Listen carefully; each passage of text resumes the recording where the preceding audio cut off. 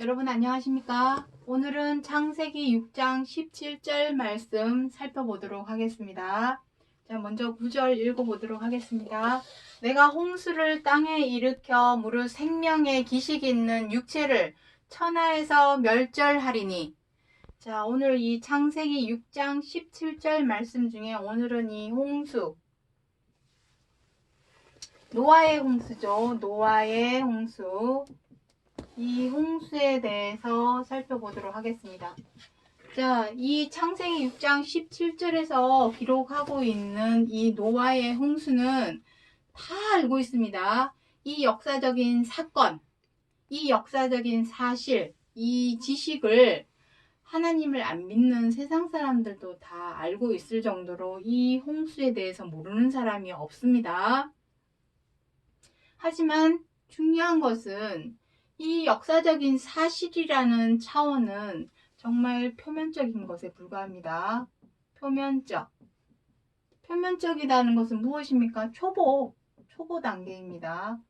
이제는 우리는 이 초보 단계를 벗어나야 합니다. 왜냐하면 여러 차례 말씀드렸지만 누가복음 17장 26절에 무엇이라 합니까? 노아의 때에 있었던 이 노아의 홍수, 노아의 방주, 이것이 마치 인자의 때와 같다 했기 때문입니다. 그래서 이 표면적이고 초보적인 어떤 역사적인 사실을 알고 있는 데서는 우리는 절대로 그쳐서는 안 되죠.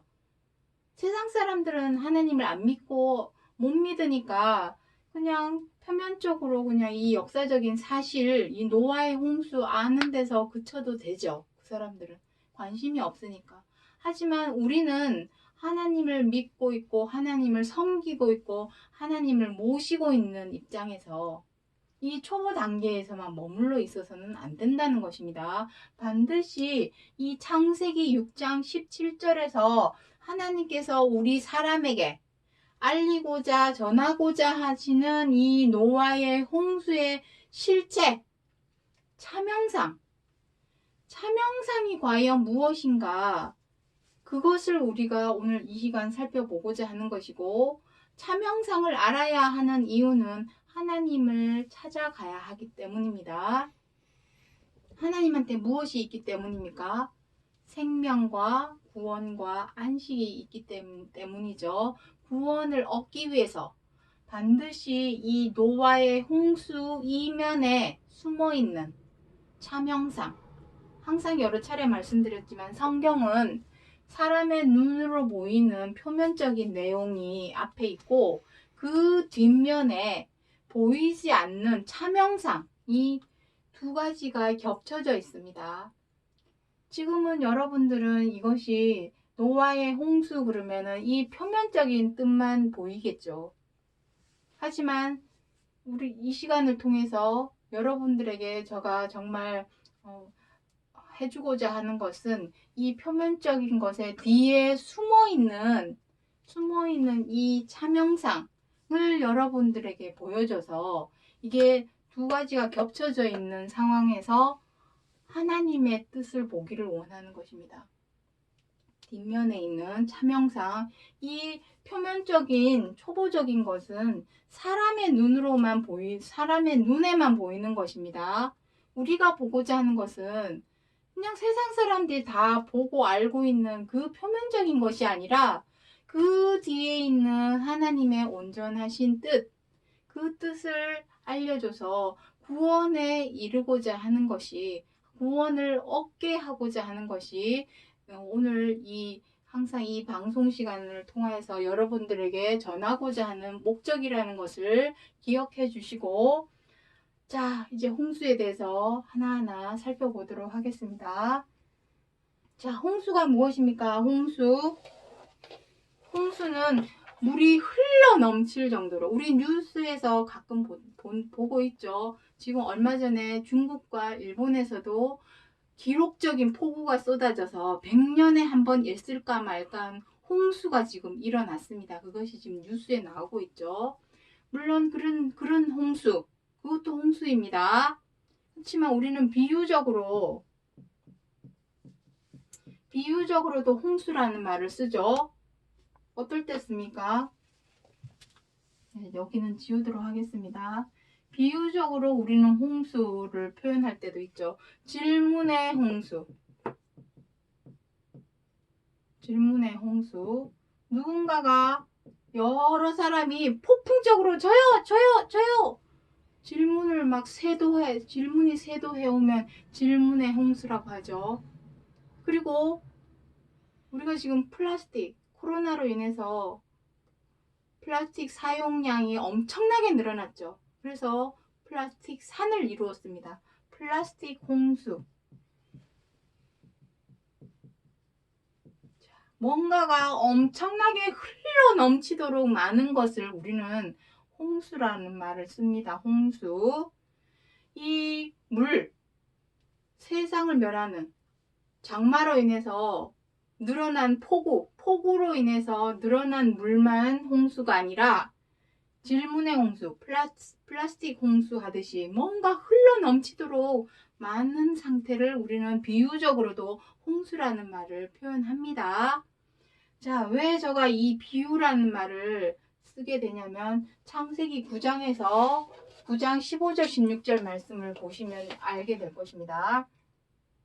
다시는 물이 모든 혈기 있는 자를 멸절하는 홍수가 되지 아니할지라. 하나님과 땅의 모든 혈기 있는 생물 사이 영원한 언약이 되리라. 자, 여기 보시죠. 다시는 물이 모든 혈기 있는 자를 멸절하는 홍수가 되지 아니한답니다.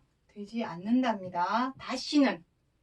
그 언약의 증표로 무엇을 주었습니까? 무지개를 주었죠. 무지개. 자, 제가 여기 지금 그 내용은 여기 쓰지 않았는데 9장 14절에 보시면 무지개에 대한 내용이 나옵니다. 여기 무지개입니다. 무지개.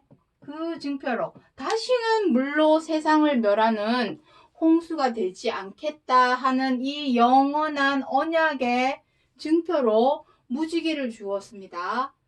자, 그렇다면 그러면 이 홍수는 무엇일까요?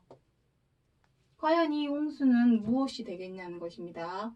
우리가 앞서 지난 방송에서 물에 대해서 잠깐 설명을 드렸지만 홍수물이죠. 홍수물. 물이 무엇입니까? 말씀. 정보의 홍수. 이 말이라고 하는 것은 무엇이겠습니까? 정보의 홍수입니다. 정보의 홍수. 자, 여기가 공간이 좁고 부족해서 지워가면서 하겠습니다. 홍수물. 여기서 말은 무엇이겠습니까? 텍스트입니다. 텍스트. 쉽게 말해서 정보입니다. 정보. 정보의 홍수. 지금 정보의 홍수가 빠고 쏟아지는 곳이 어디입니까? 다들 알고 있죠? 너튜브. 자, 정보의 홍수가 쏟아지고 있습니다. 하지만 그 수많은 정보의 홍수의 물 속에서 과연 우리에게 생명과 안식과 구원을 주는 물은 어디에 있는가? 우리를 살려주는 구원을 얻게 하는 물은 어디에 있는가 하는 것입니다. 그 정보의 홍수 속에서 모든 물은 먹을 수는 있지만 그것이 우리에게 생명을 주지는 않죠. 내가 즐기고 재밌어하고 이러한 용도로는 사용할 수 있지만 다 나의 유익과 이익을 위해서 그 정보 홍수물을 우리는 다 접하고 있습니다. 하지만 그것이 우리에게 생명을 주지 못하는 것이죠. 그렇다면 이 말씀의 그 말씀의 물 홍수, 말씀의 홍수물. 자, 다시는 물이 멸절하는 홍수가 되지 않겠다고 했으니까 이 물은 무엇이겠습니까? 말입니다. 말씀. 우리 몸을 씻고 마시는 그 물 아닙니다. 이제는 그러한 물로는 세상 멸하지 않는다고 했습니다. 그렇다면 그 시대에 있었던 방주는 어떻게 되는 것입니까? 다시는 홍수로 세상을 멸하지 않겠다 했으니 오늘날에 있을 방주는 무엇이 되겠냐는 것이죠. 자, 그 방주는 지난 시간에 다 설명을 드렸습니다. 앞으로도 좀 이해 안 되고 잘 깨워지지 않는 부분이 있더라도 인내하고 계속해서 이 방송을 들어주시면 언젠가는 다 헤아리게 되는 날이 올 것입니다. 자, 홍수. 자, 여기서 지금 창세기 6장에서 말씀하고 있는 홍수에 관한 내용은 여기 지금 공간이 없어서 그러는데 창세기 8 자, 이 부분은 이제 지우도록 하고 이 홍수에 대한 내용은 창세기에서 기록하고 있는 내용이 다입니다. 다 기록을 하고 있습니다. 6장부터 시작해서 6, 7, 8, 9장 요 4장 안에 이 홍수에 대해서 다 기록을 하고 있습니다. 그리고 더 이상 이 홍수에 관한 자세한 내용은 성경 어디에도 기록을 하고 있지 않습니다. 그래서 오늘 이 홍수, 말씀의 홍수물을 통하여 접근해 보고자 하는 것입니다. 창세기 6장에서 세상을 멸한 홍수와 또 세상을 구원하는 홍수물 두 가지가 있습니다. 자, 여기 베드로전서 3장 20절, 21절 방주에서 물로 말미암아 구원을 얻은 자가 몇 명뿐이라. 그 물이 무엇이랍니까? 육체의 더러움을 제하여 버리는 물. 우리가 지금 목욕하고 샤워하는 그 물 아닙니다. 그러한 물이 아니요 선한 양심이 하나님을 향하여 찾아가게 하는 것이라. 마음을 깨끗하게 하는 것입니다. 육체의 더러움을 제하여 버리는 물이 아니라 악한 양심의 그 더러움을 제하여 깨끗게 해서 선한 양심이 되게 하는 물. 그 물은 무엇밖에 없습니까? 말씀의 홍수물밖에 없습니다. 그래서 이 노아의 홍수를 알기 위해서 이 말씀의 홍수의 물, 우리를 구원에 이르게 하는 구원의 표라 했죠. 이 물이 제가 저기 중략을 했는데 구원의 표, 그 표는 바로 세례라 했습니다. 마음을 씻는 세례. 그 마음을 씻는 세례의 물은 이거밖에 없습니다. 말씀. 어떤 말씀? 말씀의 핵심 키워드 뭐라 했습니까? 답은 이미 다 나와 있습니다. 자, 하나하나 이제 살펴보도록 하죠. 자, 여기 지우고 지금 살펴보고자 하는 내용은 창세기 6장에서 세상을 멸한 물은 창세기 6장, 7장, 8장, 9장 여기에서만 기록하고 그 외에는 더 이상 기록한 내용이 없습니다. 그래서 노아의 홍수, 세상을 멸한 홍수물로 접근하는 것이 아니라 구원하는 물. 자, 물이 두 가지라 했죠. 구원하는 홍수물이 있고 멸망하는 홍수물 두 가지입니다.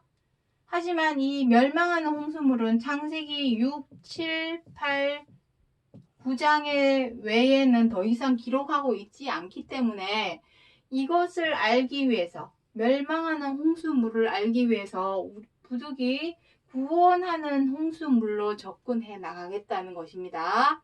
자, 그 뜻을 이해하시고 창세기 2장 10절 말씀 보도록 하죠. 강이 에덴에서 발현하여 동산을 적시고 거기서 갈라져 내 근원이 되니라 이렇게 기록을 하고 있습니다. 자, 창세기에 에덴 동산이 있습니다. 자, 그림을 그려보도록 하죠. 자, 에덴 동산이 이렇게 있습니다. 이게 에덴 동산이라고 한다면 에덴 동산. 자, 모든 물은 어디에서 시작합니까? 물론 하늘에서 비가 내려와야 되겠죠. 신명기 30장에 무엇이라 하고 있습니까? 하나님의 말씀은 내리는 비요 채소 위에 단비로다. 모든 물은 비로부터 시작합니다. 그 비가 하늘의 보좌에서부터 시작하죠. 그 물이 떨어져서 내리는 비, 그 비가 세상에 내렸지만 이 산에서 발원을 하죠. 여기 에덴 동산에서 발원했다 그러죠. 강이 무엇입니까? 물이죠. 물. 자, 여기서 샘물이 나옵니다. 샘물. 그 샘물이 뭐가 됩니까? 시냇물이 되겠죠. 시냇물. 그 시냇물이 이제 산을 벗어나면 무엇이 됩니까? 내 근원. 내 근원은 무엇입니까? 동서남북겠죠. 동서남북으로 강물이 이제 강물이 됩니다. 이 시냇물이 많아지면 이제 무엇이 되겠습니까? 강물이 되겠죠. 이 강물이 더 많아지면 어떻게 됩니까? 이제 어디로 흘러 들어갑니까? 바다가 됩니다. 바닷물은 무엇입니까? 흘러 넘칠 정도로 많은 물. 이게 바로 홍수입니다. 홍수물. 홍수가 무엇입니까? 넓을 홍자, 물수자죠. 엄청나게 많은 물을 홍수를 합니다. 우리는 홍수하니까 폭우가 쏟아져서 집도 산도 도로도 다 삼켜버린 그 홍수만을 생각하지만 사실은 홍수는 많은 물을 홍수를 합니다. 바다가 홍수죠. 넓은 물 홍수입니다. 자, 창세기에는 에덴 동산이 있고 계시록은 무엇이 있습니까? 시온산이 있습니다. 자, 에덴 동산이 바로 시온산입니다. 왜냐하면 하나님이 계시는 곳이니까. 자, 계시록 22장 보도록 하죠. 22장 1절부터 2절에 저가 수정같이 맑은 생명수의 강을 내게 보이니 하나님과 및 어린 양의 보좌로부터 나서 길 가운데로 흐르더라. 여기서 길 가운데라고 하는 것은 이 네 근원을 의미합니다. 네 근원.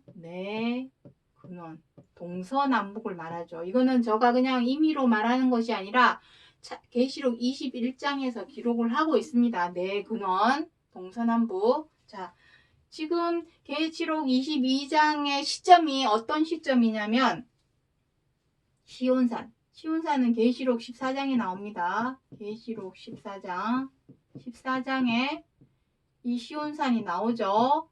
그 시온산에 계시록 21장에 계시록 자, 지금 제가 다 드리는 내용은 계시록 14장과 21장과 22장을 제가 연결해서 지금 설명드리는 겁니다. 자, 이 시온산에 동서남북도 지우겠습니다. 시온산에 계시록 14장에 시온산이 있습니다. 등장합니다. 그 시온산에는 내려옵니다. 무엇이? 수정과 같은 21장에 계시록 21장에 하나님의 보좌, 하나님의 보좌와 하나님의 보좌만 내려오는 것이 아니죠. 하늘에 있는 유리바다에 대한 내용은 계시록 5장에 나옵니다. 하나님의 보좌 앞에 있는 수정같이 맑은 유리바다, 계시록 5장에 나옵니다. 그 유리바다를 여기서는 계시록 22장에서는 수정같이 맑은 생명수의 강이라 표현했습니다. 표현 방법만 달리했을 뿐 같은 내용입니다. 그 유리 바닷물이 비가 되어서 내렸습니다. 하나님의 말씀은 내리는 비요. 비가 되어서 내렸습니다. 그 비가 내렸으니 이게 샘물이 되겠죠. 어디에 내렸습니까? 시온산에 내렸습니다. 사람들에게 함께 이것을 계시록 21장에서는 무엇이라고 표현을 하고 있냐면은 예루살렘 성이라 표현하고 있습니다. 하늘에서 내려오는 새 예루살렘 성이 사람들에게 내려오매 마치 신부가 남편을 위하여 단장한 것 같더라. 계시록 21장 2절에 기록하고 있죠. 그것을 예루살렘이라고 표현하고 있지만 이것이 바로 하나님 나라 천국입니다. 그 천국이 어디에 내려오냐면 시온산에 내려오죠. 그곳이 근데 거기에 있는 것이 유리바다 물이기 때문에 그 물이 시온산에 내려오는 것입니다. 물은 말씀입니다. 하나님의 말씀은 내리는 비요. 비.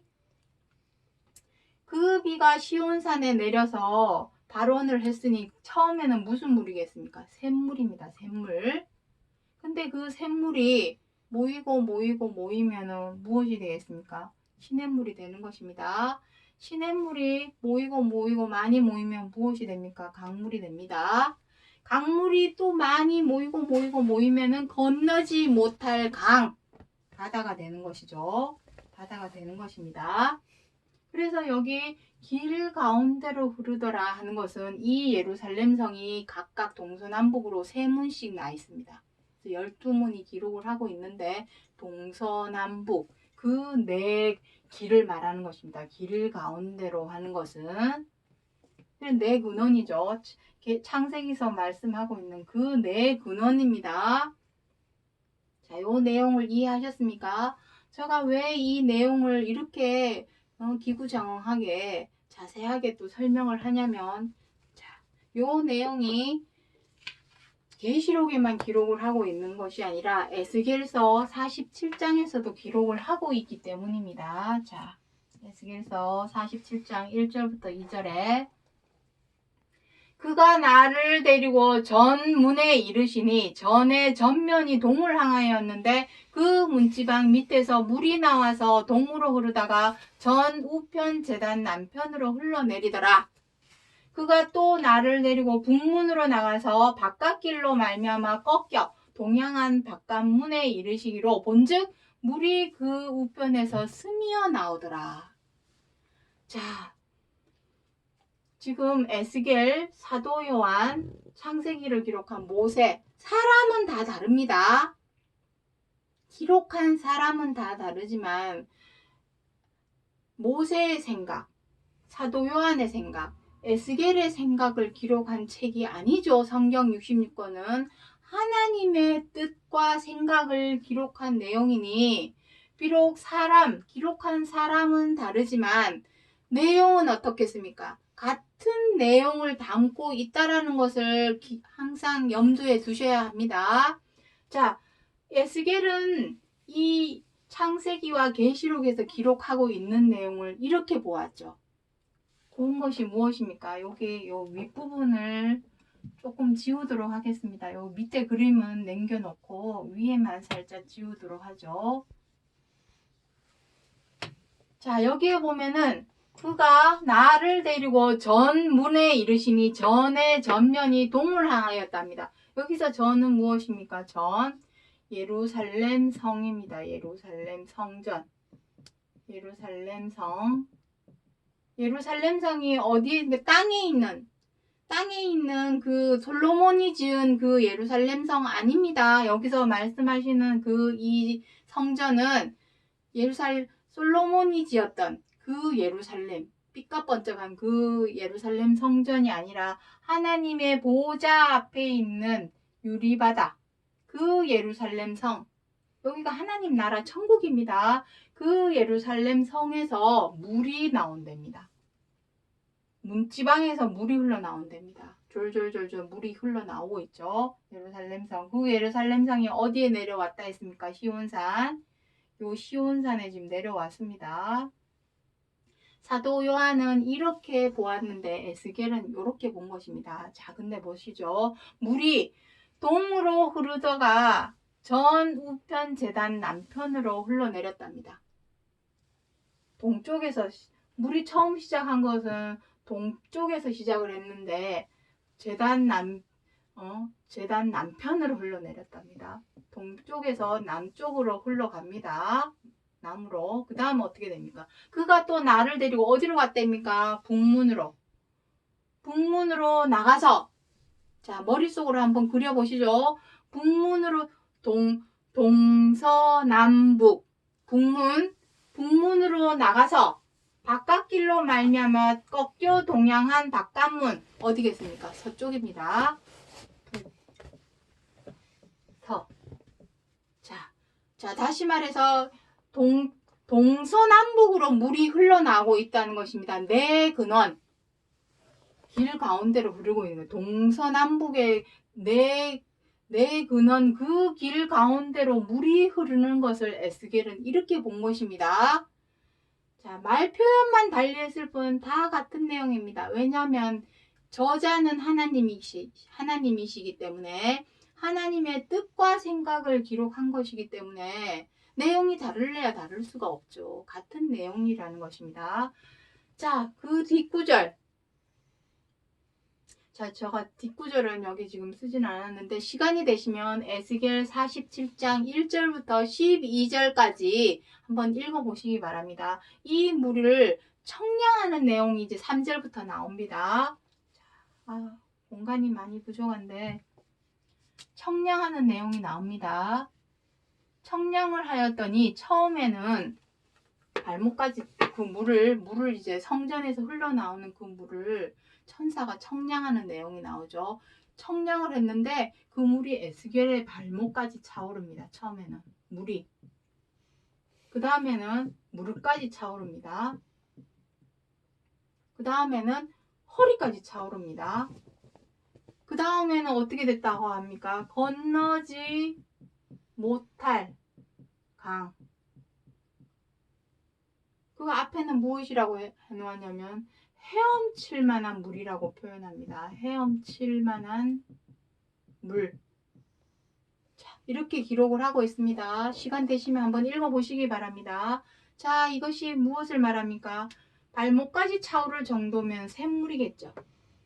그리고 무릎까지 차오를 정도면 시냇물이겠죠. 허리까지 차오를 정도면 강물이 되겠죠. 그리고 헤엄칠 만한 물이요 건너지 못할 강이 됐다면 바닷물과 같은 겁니다. 홍수입니다.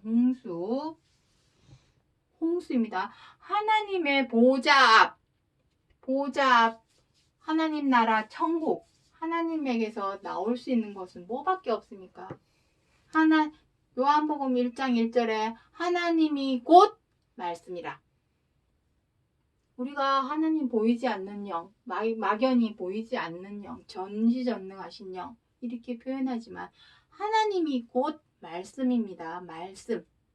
말이 다 말이 아니죠. 말이 다 말이 아니라 생명과 구원을 주는 말이 있다는 것입니다. 말씀의 핵심 키워드, 생명을 주는 말씀. 그것이 그것이 생명수, 샘물입니다. 자, 이것을 그리스도이신 예수께서는 어떻게 사복음서에서 기록을 하고 있는지 이제 사복음서로 한번 가보도록 하죠. 자, 요한복음 4장 14절에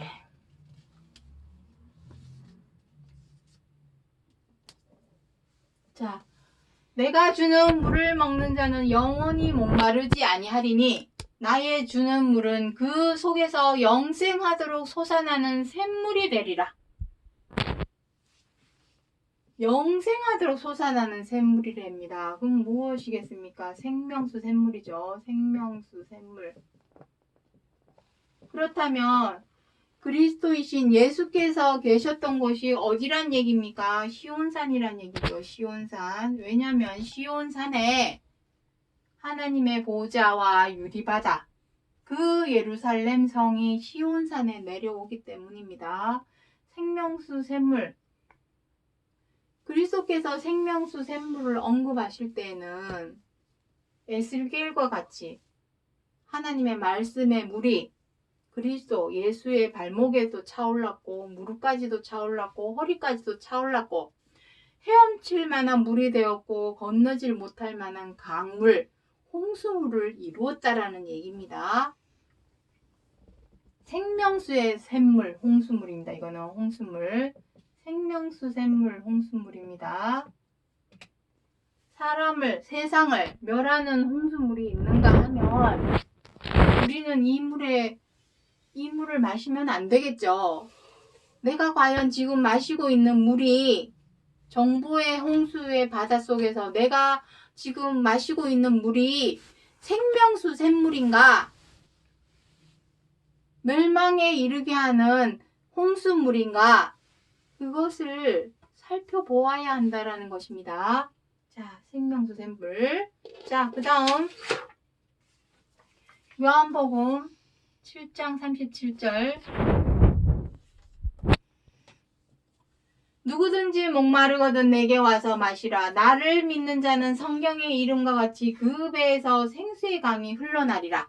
자, 여기서는 또 생수의 강이라 합니다. 이 생수의 강은 생명수의 강입니다. 생명수 샘물, 생명수의 강. 그리스도께서 이렇게 말씀을 하신다는 것은 이미 그리스도의 몸과 마음 속에는 이미 구원에 이르는 생명수, 홍수의 물이 가득 찼다라는 것을 의미하겠죠. 가득 차야 그 입에서 흘러나오겠죠. 사람들을 살리는 홍수물, 하나님의 말씀의 물이 흘러나오겠죠.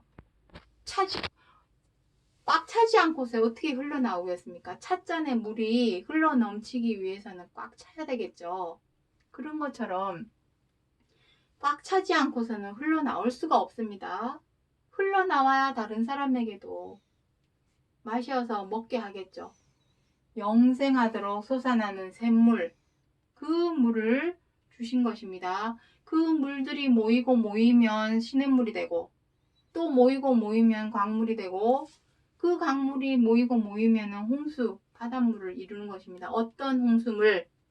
구원에 이르게 하는 홍수물, 생명과 안식과 구원에 이르게 하는 그 홍수물이 흘러나오는 것입니다. 그렇다면 이 노아 때에 있었던 이 홍수물, 그 물이 다시는 물이 세상을 멸하는 홍수가 되지 않겠다라고 하나님께서 영원한 언약을 하셨는데, 과연 이 물이 우리의 몸을 씻는, 마시는 그 물이었는가? 아니라는 것입니다. 우리가 이때까지 알아왔던 노아의 홍수에 관한 내용은 역사적인 사실의 차원, 표면적이고 초보적인 차원이었지, 온전한 차명상 실체는 말씀의 물이라는 것입니다. 말씀. 정보의 홍수 속에서 과연 나를 살리고 구원에 이르게 하는 홍수물은 무엇인가?